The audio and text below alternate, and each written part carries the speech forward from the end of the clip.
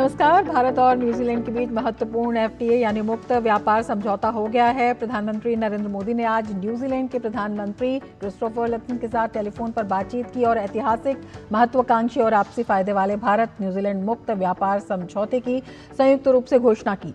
100% tariff free access और सेवा क्षेत्र में महत्वाकांक्षी रोड मैप के साथ विकसित भारत 2047 के लक्ष्य के अनुरूप ये भारत का सबसे तेजी से संपन्न हुआ एफटीए है, जो किसानों, एमएसएमई, युवाओं और निवेश सभी के लिए नए दरवाजे खोलता है। एफटीए के द्वारा दोनों नेताओं ने अगले 5 वर्षों में द्विपक्षीय व्यापार को दोगुना करने के साथ साथ अगले 15 वर्षों में न्यूजीलैंड से भारत में 20 बिलियन अमेरिकी डॉलर के निवेश पर विश्वास व्यक्त किया है। किस तरह से ये समझौता केवल ट्रेड नहीं बल्कि अवसरों का भी एक नया अध्याय है, इसी पर हम आज करेंगे चर्चा। मैं हूं रमा त्यागी, मेरे साथ जुड़ेंगे खास मेहमान भी।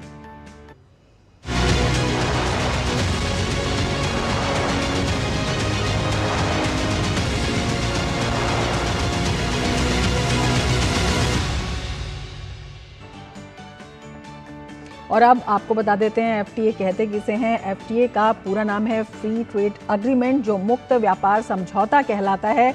ये दो देशों के बीच एक ऐसा करार होता है जिसमें वे एक दूसरे के बाजारों में व्यापार को आसान बनाने के लिए सीमा शुल्क यानी टैरिफ, कोटा और अन्य बाधाओं को कम करते हैं या हटा देते हैं। इससे वस्तुओं, सेवाओं और निवेश का आदान प्रदान सस्ता और तेज हो जाता है। तो कई मायनों में जो ये समझौता है न्यूजीलैंड के साथ बेहद महत्वपूर्ण कहा जा रहा है। बड़ा सवाल आता है कि इससे भारत को फायदा क्या होगा। तो इसके बारे में अगर हम आपको बताएं तो इससे तरक्की के नए द्वार खुलते हुए नजर आ रहे हैं, क्योंकि बहुत सारे ऐसे क्षेत्र हैं जैसे कि दवाइयाँ हैं, जेम्स एंड ज्वेलरी है, टेक्सटाइल हैं, ये इसके अंदर शामिल होते हैं। और इसमें जो है ये एक्सपोर्ट के सारे जो मुद्दे हैं इसके अंदर आते हैं, तो ये अपने आप में बेहद महत्वपूर्ण है। साथ ही लाइट मशीनरी और एग्री इक्विपमेंट भी न्यूजीलैंड में भेजे जाते हैं।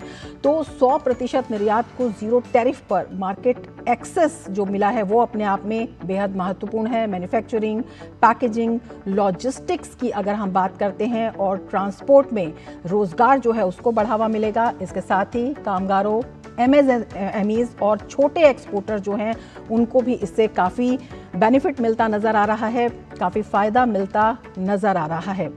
अब ये बताते हैं कि किस तरह से जो आर्थिक अवसर हैं उनको ये मजबूत करता हुआ दिखाई देता है।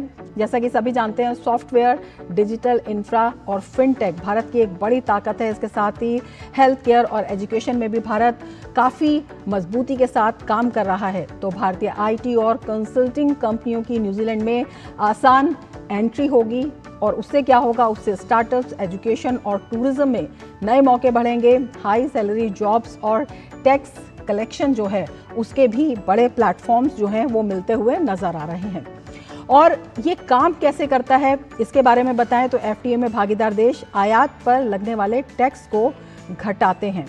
कैसे घटाते हैं? जो कोटा होता है जिसे कि आयात की सीमा कहा जाता है और जो जटिल कस्टम होता है उसका जो प्रोसेस है वो सरल हो जाता है, आसान हो जाता है। इसके साथ ही जो निर्यातक देश हैं उन्हें नए बाजार मिलने शुरू हो जाते हैं और उपभोक्ताओं को सस्ते उत्पाद मिलते हैं। तो दो तरफा फायदा इससे दिखाई देता है। फायदों की और बात करें तो व्यापार बढ़ता है, अर्थव्यवस्था को गति मिलती है, उत्पादन लागत इसमें घटती है जिससे कि जो प्रतिस्पर्धा है उसमें मजबूती आती है। और अगर सेवा क्षेत्र में कहें उसमें भी ये बेहद महत्वपूर्ण कहा जा रहा है, क्योंकि बैंकिंग, टेलीकॉम और तमाम तरह के जो सेवा क्षेत्र हैं उनमें जो पहुंच है वो काफ़ी आसान हो जाती है। तो कई मायनों में ये जो समझौता है बहुत ही महत्वपूर्ण कहा जा रहा है। इस पर हम चर्चा करेंगे, लेकिन उससे पहले आपको दिखा देते हैं ये खास रिपोर्ट।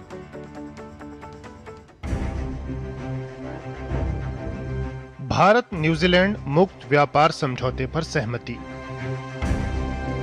द्विपक्षीय आर्थिक सहयोग की दिशा में ऐतिहासिक पल। सोमवार को प्रधानमंत्री नरेंद्र मोदी और न्यूजीलैंड के उनके समकक्ष क्रिस्टोफर लक्सन की टेलीफोन वार्ता हुई। घोषणा की गई कि इस ऐतिहासिक, महत्वाकांक्षी और पारस्परिक रूप से लाभकारी समझौते पर दोनों पक्ष सहमत हो गए हैं। दोनों नेताओं ने विश्वास जताया कि इस समझौते से अगले 5 वर्ष में द्विपक्षीय व्यापार दोगुना करने और अगले 15 वर्ष में न्यूजीलैंड से भारत में 20 अरब डॉलर के निवेश का लक्ष्य हासिल कर लिया जाएगा। दोनों पक्षों के लिए समझौते का महत्व इसके लिए हुई वार्ता की गति से समझा जा सकता है। न्यूजीलैंड के पीएम की इस साल मार्च में भारत यात्रा के दौरान वार्ता शुरू हुई थी, जिसे मात्र 9 माह में संपन्न कर लिया गया। ये रफ्तार मजबूत आर्थिक सहयोग की दोनों पक्षों की प्रतिबद्धता को दिखाती है।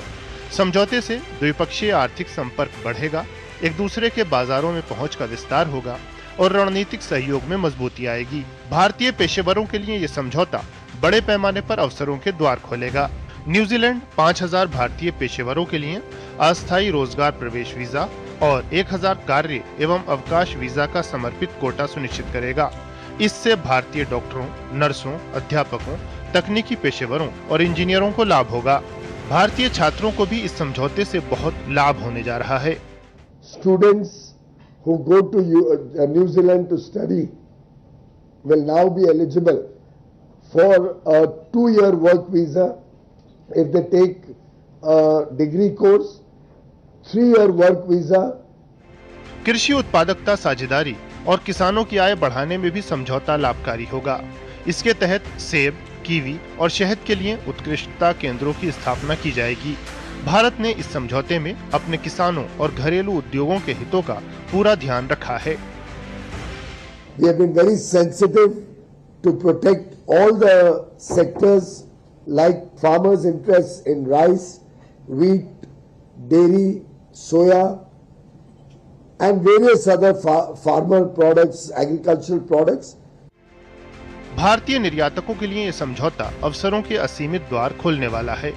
इसके तहत न्यूजीलैंड के बाजारों में 100% भारतीय निर्यात की निशुल्क पहुंच सुनिश्चित होगी। 118 सेवा क्षेत्रों को कवर करते हुए भारत को न्यूजीलैंड में सर्वश्रेष्ठ बाजार पहुंच और सेवाएं मिलेंगी।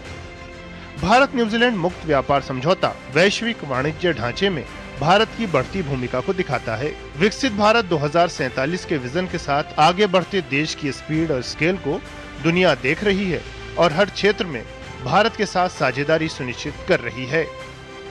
Bureau report, DD news. तो किस तरह से आर्थिक महत्वाकांक्षी अवसर खोलता हुआ ये नजर आता है वैश्विक पटल पर, इसी पर हम चर्चा करेंगे। हमारे साथ दो खास मेहमान इस वक्त जुड़ गए हैं। डॉक्टर सव्यसाची साहा हमारे साथ जुड़े हुए हैं, एसोसिएट प्रोफेसर हैं RIS के, और शिशिर सिन्हा हमारे साथ जुड़े हुए हैं, सीनियर इकोनॉमिक जर्नलिस्ट हैं। दोनों ही मेहमानों का हम स्वागत करते हैं।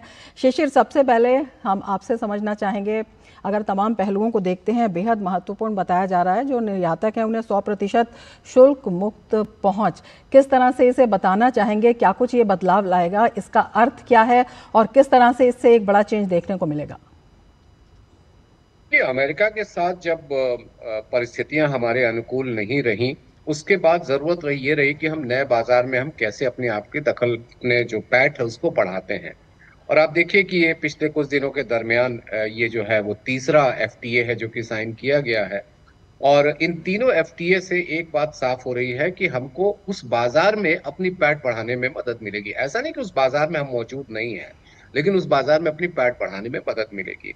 अब जो भी सामान यहाँ से निर्यात किए जाने हैं और जो सामान वहां से लाए जाने हैं, जाहिर सी बात है कि वहां से जो सामान लाए जा रहे हैं उसको लेकर के एक मेजर कंसर्न जो रहा वो था डेयरी प्रोडक्ट को लेकर के, क्योंकि न्यूजीलैंड, ऑस्ट्रेलिया वगैरह जो है डेयरी प्रोडक्ट के मामले में काफी अच्छे हैं। लेकिन अभी आपने अपनी रिपोर्ट में दिखाया कि जिस तरीके से वाणिज्य मंत्री पीयूष गोयल ये भरोसा दिला रहे हैं कि उसमें किसी भी तरीके से किसानों के हितों के साथ समझौता नहीं किया जाएगा। और मैं एक बात यहाँ पर जो उनकी स्टेटमेंट, न्यूजीलैंड गवर्नमेंट की तरफ से जो स्टेटमेंट है उसमें भी ये बात है कि वो 7 सालों की बात है। अभी मतलब ऐसा नहीं कि इमीडिएटली रातों रात वो सारी चीजें खुल जाएंगी। डेयरी प्रोडक्ट की बात जहां तक है उसमें 7 साल में फेज आउट करने की बात है। तो उसको वो किस तरीके से करेंगे, क्योंकि अभी साइन होना बाकी है। अभी तो आज आपने एक सहमति बना ली है।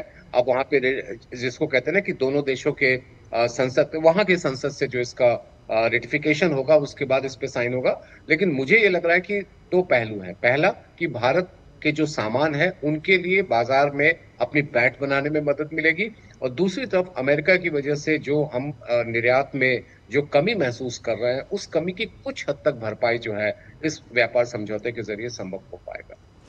डॉक्टर साहब, सबसे पहले आपसे भी यही समझना चाहेंगे किस तरह से जो भारत की आर्थिक, कूटनीतिक रूप से रणनीतिक जो कदम इसे बताया जा रहा है वो किन मायनों में आप देखते हैं कि खास है? Thank you for having me on the show. ये मैं तो पहले सरकार को बधाई देना चाहूँगा क्योंकि ये काफ़ी महत्वाकांक्षी था, एम्बिशियस प्रोजेक्ट्स हैं। FTA negotiations are not easy, तो ये कई महीनों में हमने इसको पूरा किया और एक बहुत अच्छा परिणाम सामने उभर के आया है। 100% मार्केट एक्सेस जो हमें मिला है। लेकिन ये सिर्फ ट्रेड इन गुड्स की बात नहीं है। आपने शुरुआत में बहुत अच्छे से बताया ये चीज़ कि ये हम एक कॉम्प्रिहेंसिव तरीके से ये सारे जो न्यू अनलॉकिंग न्यू मार्केट्स हम बोल रहे हैं, क्योंकि एक तरफ देखा जाए तो दुनिया भर में बहुत अनसर्टेनिटी है। अभी ट्रेड रिलेशंस में तनाव चल रहे हैं काफ़ी देशों के साथ, काफ़ी देशों के बीच में, और कुछ देश इसके लिए जिम्मेदार भी हैं। लेकिन अभी भारत का जो लक्ष्य है, भारत का जो लॉन्ग टर्म रोड मैप है, वो है कि हम ये जो हमारे बाजार है दूसरे देश में, ये कैसे हम एक्सपेंड करें, और इसके लिए नए मार्केट्स को अनलॉक करने की ज़रूरत है। और नई मार्केट्स ऐसा है कि हम पहले की जो चर्चाएं होती थी, डिबेट्स होते थे ट्रेड पे, हम हर टाइम क्वांटम पे ज़्यादा डिस्कस करते थे, पॉसिबिलिटीज़ पे नहीं। तो अभी का जो आप देखेंगे जो न्यू एफटीएस उभर के आ रहे हैं, अभी हाल ही में ओमान के साथ हुआ है, अभी आज न्यूजीलैंड के साथ, इसमें देखा जाए तो चार पहलू बहुत महत्व रखता है। एक तो ट्रेड इन गुड्स हैं, उसमें ट्रेड इन सर्विसेज हैं, इन्वेस्टमेंट की बात करते हैं हम, और उसमें वैल्यू चेन्स और टेक्नोलॉजी की भी बात आते हैं। तो कहीं ना कहीं ये सारे फ्यूचरिस्टिक है, और हम बहुत सालों से हम इस मुद्दे पे थोड़ा रुक गए थे कि डेवलप्ड कंट्रीज के साथ हम एफटीएस कैसे करें, क्योंकि उनका लेवल ऑफ डेवलपमेंट अलग होता है, हमारा कंसर्न्स अलग होते हैं। लेकिन अभी जो देखा जाए, जो हमारा कोर इश्यूज है, ऑफेंसिव इंटरेस्ट जिसको हम बोलते हैं, उसमें सर्विस सेक्टर और मोड 4 जिसमें मोबिलिटी ऑफ प्रोफेशनल्स की बात आ जाती है, वो बहुत इंपॉर्टेंट है। और रिसेंटली जो भी हमने एफटीएस किए हैं उसमें इसमें भारत का जो फायदा है वो देखा गया है, वो एक इम्पॉर्टेंट मुद्दा है। बिल्कुल। शिशिर, आपसे भी समझना चाहेंगे, सर्विस सेक्टर में भी कहा जा रहा है कि न्यूजीलैंड का अब तक का सबसे ज़्यादा महत्वाकांक्षी जो है ये प्रस्ताव कहा जा रहा है, तो भारत के लिए किस तरह से ये गेम चेंजर साबित हो सकता है? सबसे बड़ी बात है एम्प्लॉयमेंट की बात है, चाहे वो हम सर्विसेज एक्सपोर्ट की बात करें। और एक और बात जो इस समय में बहुत ही महत्वपूर्ण हो जाता है, जैसा मैंने बार बार कहा है कि नए बाजार की तलाश तो है ही, और जो मौजूदा बाजार है उसमें पैठ बढ़ाने की बात है। देखिए, हमें ये नहीं भूलना चाहिए कि अभी कई जगहों पर जिस तरीके से मंदी की सुगबुगाहट दिखाई देती है, कई जगहों पे हमारे जो निर्यात है सर्विसेज के, उस पर किसी तरीके का असर पड़ा है, क्योंकि वहां पर जो कॉस्ट, जहाँ जो खर्चा होता है आईटी या आईटीएस पे, उसको कमी की गई है। तो उसकी वजह से आपको एक नए जगह की तलाश करना जरूरी है। और एक जो महत्वपूर्ण बात है कि आपके लिए प्रोफेशनल्स को वहां पर भेजा जाना, या प्रोफेशनल्स के लिए एक मौके मुहैया कराना, वो मुझे लगता है कि इस व्यापार समझौते की एक खास बात होगी। क्योंकि देखिए, हमारे प्रोफेशनल्स में, उनकी टेक्निकल एक्सपर्टीज में कोई कमी नहीं है। जरूरत है कि उनके लिए हम ज्यादा से ज्यादा मौके तैयार करें, और ये एक मौका जो है वो तैयार करेगा।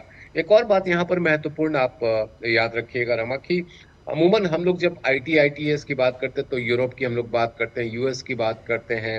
अब आपके पास न्यूजीलैंड जैसा भी बाजार अगर खुलता है, तो जो हमारे प्रोफेशनल्स हैं, उनके लिए जो है वो मौका काफी अच्छा बन सकता है।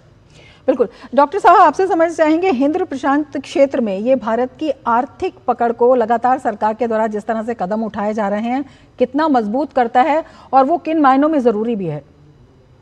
बिल्कुल, ये इंडो पैसिफिक जिसका आप बात कर रहे हैं, ये एक जो रीजन है, ये ग्रोथ एपिसेंटर है एक तरह से हम देखा जाए फ्यूचर के लिए। और ये जो हमारा शुरू से रहा है एक्ट ईस्ट पॉलिसी, उसका जो नए वर्जन है इंडो पैसिफिक, जो इसमें हमारा एक विजन है जिसमें सिर्फ हम ट्रेड की बात नहीं कर रहे हैं, हम उसमें टेक्नोलॉजी की बात कर रहे हैं, एक रेजिलियंस क्रिएट करने का। फ्यूचर में आप देखेंगे तो सप्लाई चेन डिसरप्शन जिस तरह से हम अभी फेस कर रहे हैं वो अगर ऐसे ही चलता रहा तो कई देशों को हमें ये समझने की जरूरत है कि देयर वुड बी प्रॉब्लम्स।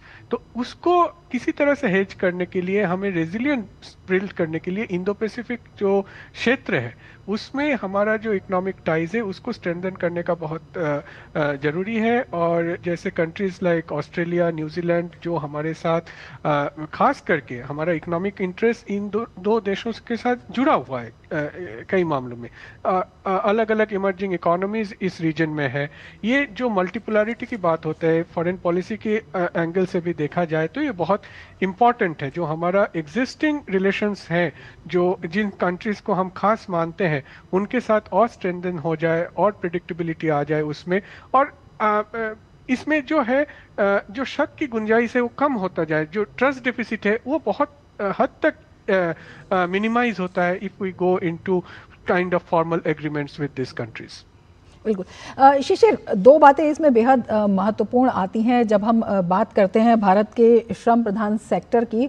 उसको बढ़त मिलती हुई दिखाई देती है, चाहे किसान हो, चाहे एमएसएमईज हों, चाहे छोटे कारोबारी हों या स्टार्टअप्स भी हों। लेकिन उसी के साथ आज केंद्रीय मंत्री ने एक और महत्वपूर्ण बात कही कि जो संवेदनशील क्षेत्र हैं उनको भी ध्यान में रखा गया है, चाहे किसान हो चाहे अन्य स्टेक होल्डर्स हों, उनके हितों को भी सुरक्षित रखा गया है। तो इसको किस तरह से समझाना चाहेंगे?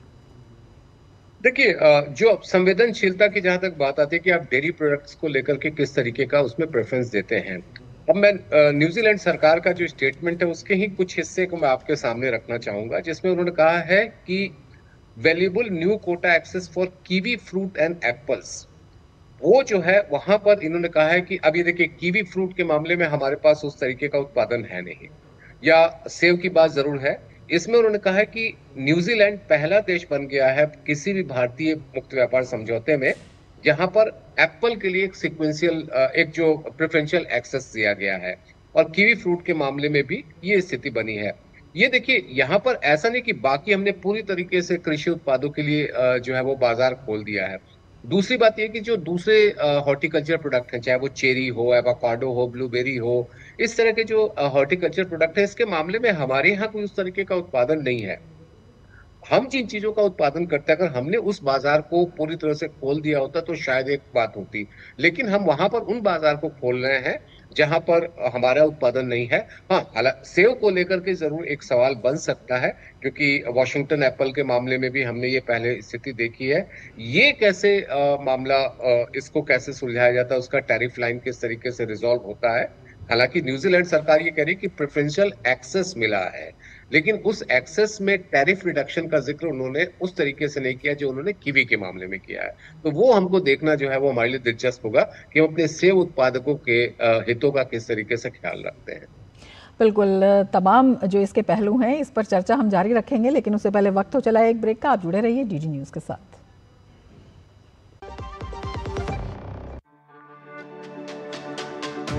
मेरी पसंद, मेरी पसंद, मेरी पसंद, मेरी पसंद,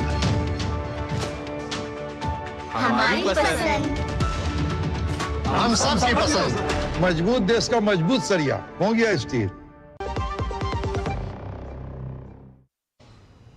ब्रेक के बाद फिर से आपका स्वागत है हमारे खास कार्यक्रम में, और दो खास मेहमान इस वक्त हमारे साथ जुड़े हुए हैं। डॉक्टर साहब, आपके पास आना चाहेंगे और आपसे समझना चाहेंगे, ये भी कहा जा रहा है कि ये जो आपूर्ति श्रृंखला है उसको भी मजबूत करने का काम करेगा। तो बेहतर आपूर्ति श्रृंखला या सप्लाई चेन जिसे कहते हैं, वो अगर फ्लेक्सिबल होती है, फ्लेक्सिबल के साथ साथ अगर उसमें मजबूती भी होती है, तो जो वैश्विक अनिश्चितताएं हैं जिनकी लगातार हम बात कर रहे हैं, उनके बीच में ये कितना महत्वपूर्ण हो जाता है? देखिए, मैं पहले भी ये बात रखा कि सप्लाई चेन डिसरप्शन जो है ये आज के कॉन्टेक्स्ट में बहुत ही कंसर्निंग सिचुएशन है, जो सारे देश इससे जूझ रहे हैं।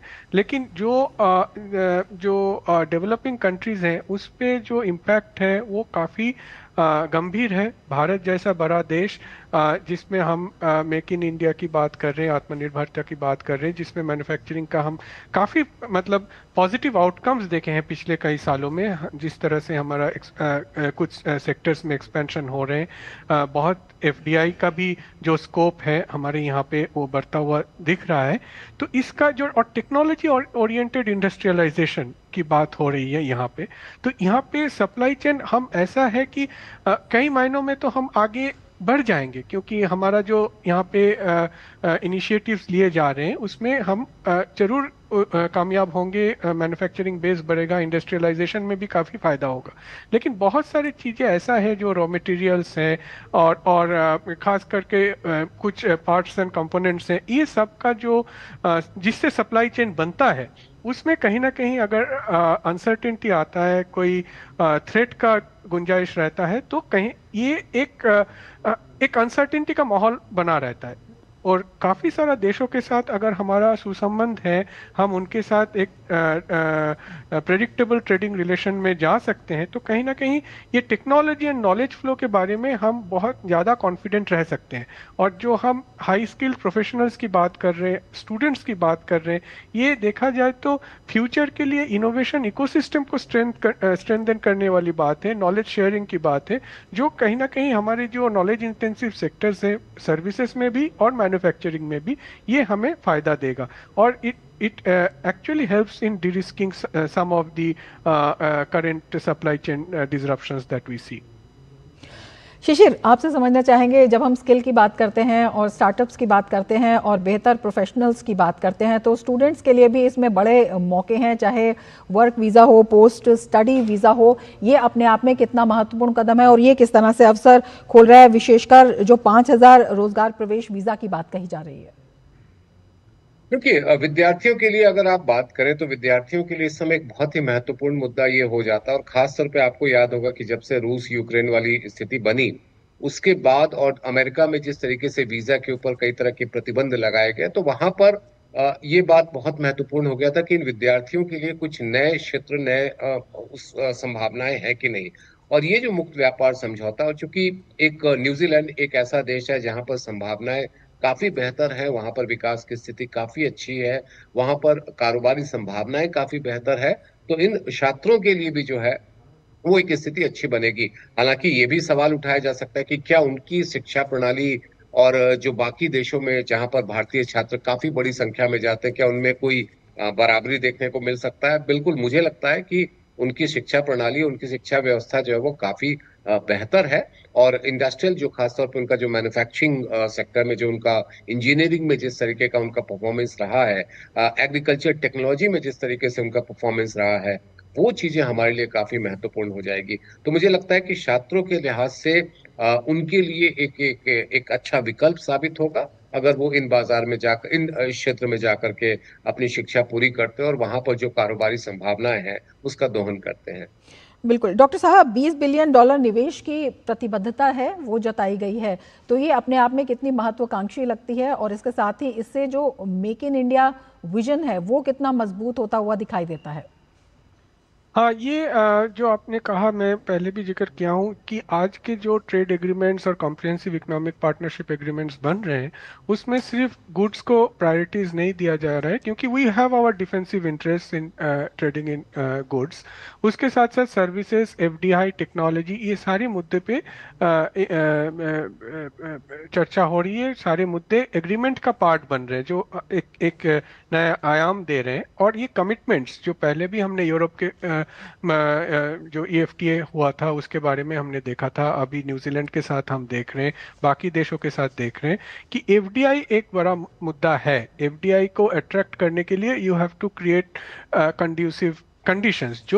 ये जो हम एग्रीमेंट के तहत ये बोलते हैं, इसका मतलब है कि भारत वो सारे सुविधा देंगे जिससे FDI अट्रैक्ट हो, टू फैसिलिटेट और attract FDI in sectors both in services as well as manufacturing, क्योंकि ये इन्वेस्टमेंट के साथ साथ टेक्नोलॉजी, वैल्यू चेन, सारा कुछ का जो इंटीग्रेशन है वो संभव हो पाएगा। एंड ये जो हम विकसित भारत का लक्ष्य रखे हैं उसमें सर्विस सेक्टर हो जाए, मैन्युफैक्चरिंग सेक्टर हो जाए, हमारा जितना कामयाबी है उसके साथ वैल्यू एडिशन और इनोवेशन, ये दो चीज जुड़े हुए हैं। और आज के स्थिति में भारत एक उभरता हुआ पावर है और जो हमारा इकोनॉमिक ग्रोथ है वो हाईली प्रॉमिसिंग है, दुनिया भर के लोग इसको फॉलो कर रहे हैं, देख रहे हैं। तो मुझे नहीं लगता है कि आज अगर हम रोड मैप तैयार करें FDI के लिए भी, ये कोई नामुमकिन टारगेट है, ये हो सकता है और आगे के लिए देश को फायदा होगा।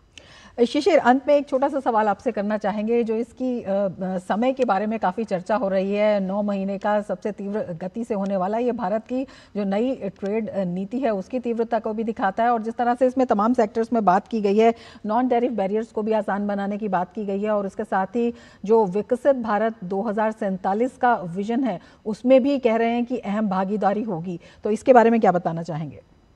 रमा, उसके पहले एक छोटा सा स्पष्टीकरण भी दे दूं कि जो स्टूडेंट वर्क वीजा की आप स्टूडेंट वीजा की बात कर रहे थे, उसमें एक खास एलिमेंट ये भी है कि 20 घंटे एक सप्ताह काम करने के लिए भी उन्हें ये सहूलियत दी गई है, और पढ़ाई पूरी होने के बाद उनके लिए वर्क वीजा के लिए भी जो सुविधा है वो आसान कर दी गई है। अब जो आपका मूल सवाल है कि 2047 के विकास लक्ष्य को, अगर आप न्यूजीलैंड की तरफ से, सरकार की तरफ से जो बयान जारी किया गया उसमें ऊपर में उन्होंने जिक्र किया है कि 2030 तक जो है हम $7 ट्रिलियन के लक्ष्य को हासिल कर रहे हैं, और उस विकास संभावनाओं में हमारी क्या हिस्सेदारी हो सकती है, ये मुक्त व्यापार समझौता उस दिशा में एक अहम कदम होगा। और जैसा प्रोफेसर शाह ने भी कहा कि ये केवल वस्तु के व्यापार की बात नहीं है, एक आर्थिक सहयोग और बेहतर करने की और गहराई तक जाने की बात है, और यही हमारी जरूरत है, हमारी विकास की जरूरतों को पूरा करने के लिए इसी तरह के समझौते की जरूरत है। बिल्कुल, इसमें तमाम पहलू हैं और उसी को देखते हुए काफ़ी महत्वपूर्ण कहा जा रहा है। बहुत शुक्रिया शिशिर और डॉक्टर साहा हमसे जुड़ने के लिए और इतनी महत्वपूर्ण जानकारी हमारे साथ साझा करने के लिए। और इसके साथ ही चर्चा में फिलहाल इतना ही, दीजिए इजाज़त, नमस्कार।